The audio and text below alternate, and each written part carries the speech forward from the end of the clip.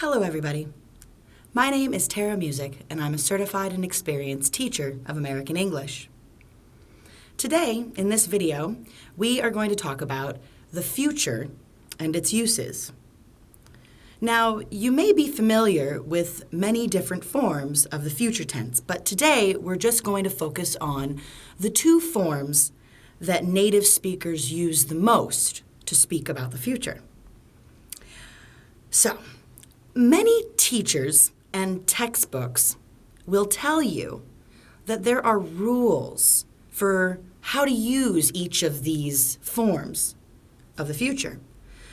And it's true, there are rules, but what I want you to do is to focus on using them interchangeably, because native speakers of English do this, and so can you. Once you can use these two forms and switch between them with ease, then you can focus on the grammar rules. So let's take a look at the following language equations. We have two forms for talking about the future. You're probably familiar with them. The first one is will. I think will is the easiest one because you don't have to do as much as you do with the other form, going to. So let's begin with will. The language equation says that we take the subject, I, you, he, she, we.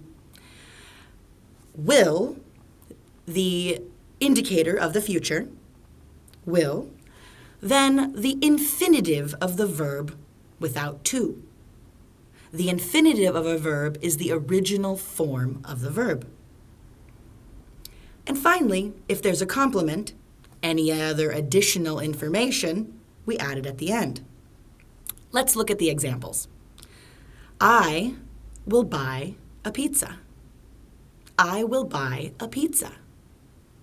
You will go to Guatemala. You will go to Guatemala. We will dance. We will dance. So as you can see in these examples, we have the subject, will, and the infinitive verb without to, and then any other complement that follows. Now, let's take a look at going to. A little bit more complicated, but just as commonly used as will. Let's look at the equation. First, we have the subject, same as the before, with the verb to be. I am, you are, he, she, it is. The verb to be in the present. Going to, the indicator of the future, going to, and then the verb. Let's look at the examples. I am going to buy a pizza. I am going to buy a pizza. You are going to go to Guatemala. You are going to go to Guatemala. We are going to dance. We are going to dance. Now, as I said before, both of these forms are used interchangeably by native speakers of English. We don't follow any grammar rules when we try to use these. We just use them naturally whenever we feel like it, really. And you can do this too. It will not be wrong. It will not be incorrect. So, the third example that I want to show you is a modification of going to, and you've heard it. You've heard it many times. It's gonna. I'm gonna go to the store.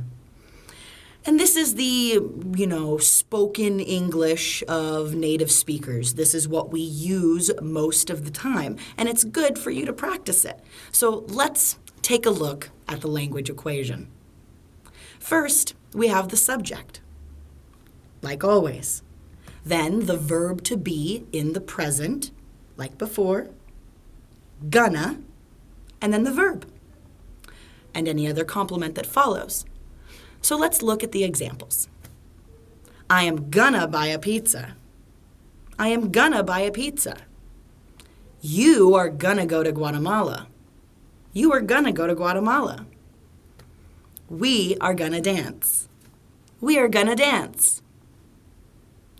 Now, all three of these ways of talking about the future are basic forms in English, and you can use them anytime. Like I said, the most important thing to remember is that these forms mean the same thing. There's no difference between the two when we speak. For example, the following situations, in all of them, the following statements are correct. For example, if we go to a restaurant and the waitress says to us, "What can I get you?" You can say, "I will have the pizza, please." Or, "I am going to have the pizza, please." It's the same thing. A different situation. A friend asks you, "What are you doing next summer?" You can say, "We will visit France next summer." Or, "We are going to visit France next summer." Again, the same thing. There's no difference. When we hear you, it's the same thing. We don't know any difference between these two forms, native speakers. Finally, a third situation could be with a colleague, a coworker. They could ask you, "When and where is the meeting?" And you can say, "It will be at 3 p.m. on the 5th floor." Or, "It is going to be at 3 p.m. on the 5th floor." Either way, it's the same meaning, future. Both of these events are happening in the future. So I hope that I have helped you understand the basic uses of the future tense a little bit more today.